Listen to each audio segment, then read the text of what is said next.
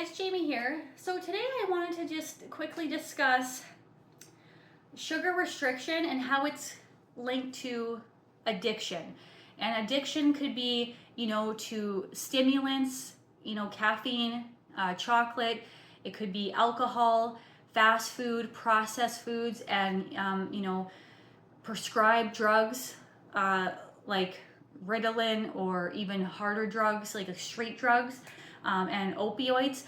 So basically, we run on glucose. Every cell in the body runs on glucose, runs on sugar, and your organs, your brain, everything. And when you restrict carbohydrates, knowingly or unknowingly, because sometimes people don't even realize that they're doing it, but you are actually more likely to develop an addiction and dependency to one of these substances. And so the brain wants glucose, okay, every hour of every day. It's vital to our survival.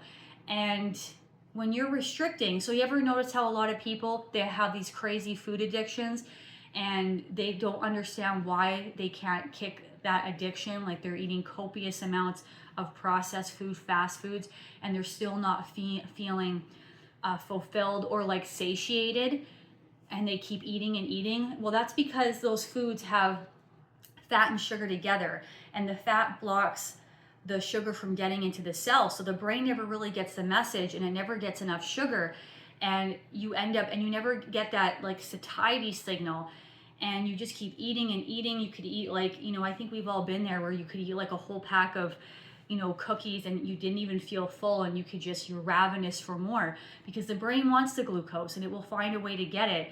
And that's why these people, they are just, and they're frustrated with themselves because they don't know why they just can't kick this habit. And that's how strong the drive is for sugar, okay? And the problem with those foods and fast foods is that, like I said, the fat is blocking it, so you'll just keep eating and eating. And you would see that if you just ate foods like a banana smoothie with like 6-7 bananas, some water, and some raw honey or maple syrup or sugar in there, and you did that for even a few days, you would see it's incredible how your drive or need to eat those foods just kind of dissipates, because your brain's actually getting the glucose that it needs.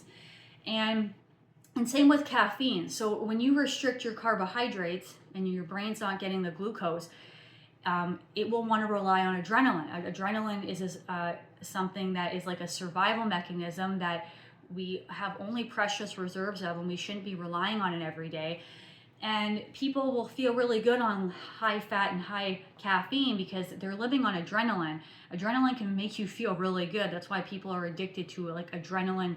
You have these adrenaline junkies who are jumping out of airplanes and, paragliding off of cliffs and living dangerously. I mean, this all produces adrenaline, and it makes you feel almost high. So caffeine and chocolate, when you're restricting carbohydrates, you become more dependent on them, because that's going to produce a lot of adrenaline, and you're going to have it will make you feel mentally sharp, super clear, have tons of energy. It will boost your mood, and it's like a high, and it's very addictive too, by the way. And so the adrenaline is there to keep you functioning. Okay, it's like it's a survival mechanism, but we shouldn't be relying on it in day-to-day life. It's a precious reserve.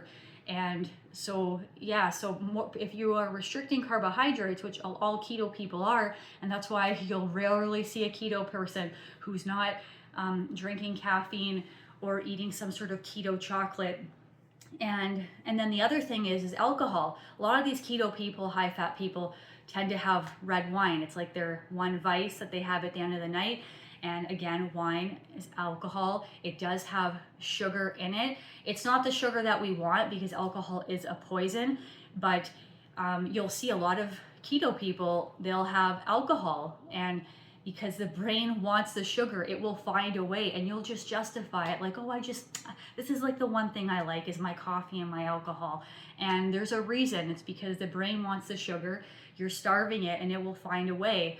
And that's why a lot of keto people are, cranking alcohol. I haven't had alcohol in 7 years now at all. And caffeine, I don't have coffee. I haven't had coffee really in like about 7 years, but maybe once or twice a year, if I meet up with a friend in the city, I'll get a decaf, like fun latte, for, fun, I guess you could say, just to be social. But I don't crave it. I don't miss it. I don't need it.